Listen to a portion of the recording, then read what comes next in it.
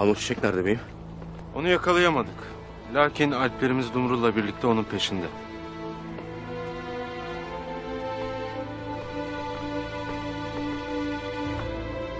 Neden kaçırdın Banu Çiçek'i? Ertuğrul Bey'in emretti.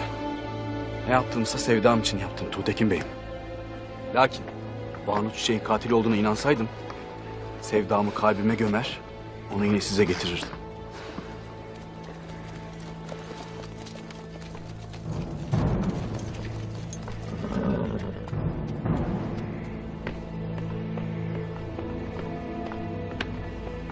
Banu Çiçek'i bulduk beyim. Kaçmayı başardı lakin onu okla vurdum. Banu Çiçek! Uzağa gidemez. Hayır! Banu Çiçek! Daha fazla Alp salın peşine. Leşini bulmadan geri dönmeyin. Ne vicdansız adamlarsınız siz! Banu Çiçek masum derim size!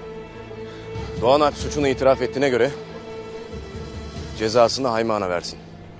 Madem öyle istedi, bana da saygı göstermek düşer.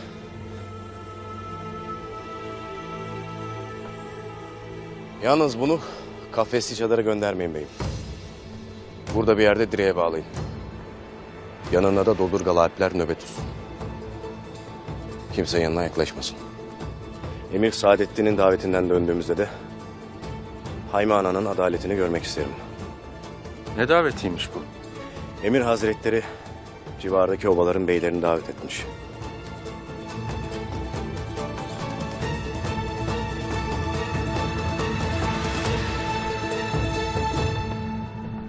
Doğan, ne olacak şimdi?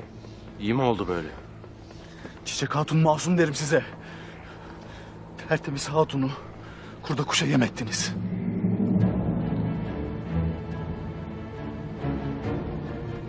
Alın götürün, bağlayın şunu.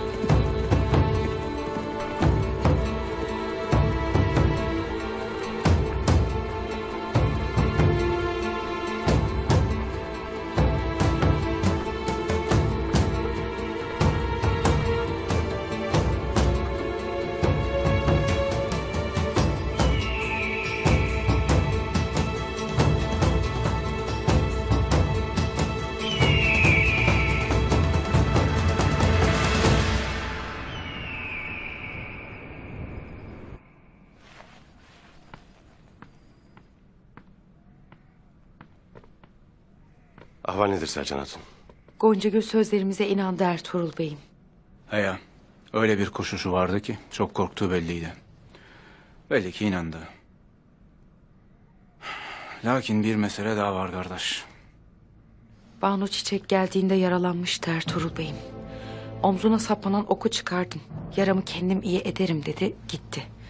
Dediğin gibi yarın gün batmadan Karakayalara geleceğini söyledi.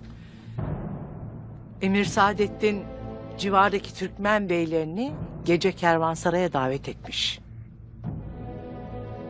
Şimdi Banu Çiçek yaralı. Gecede davet var. Tuğtekin de kervansaraya gidecektir. Neyle karşılaşacağımızı bilemeyiz. İşler sarpa sardı kardeş. Korkut Bey'i öldürdüler. Ardından da vakit kaybetmeden köpek harekete geçti. Asıl niyetlerini bu gece öğreneceğim. Niyetleri ne ola ki oğul? Sadece Türkmen obalarına yular takıp istedikleri gibi sürmek değil ana. Asıl niyetleri...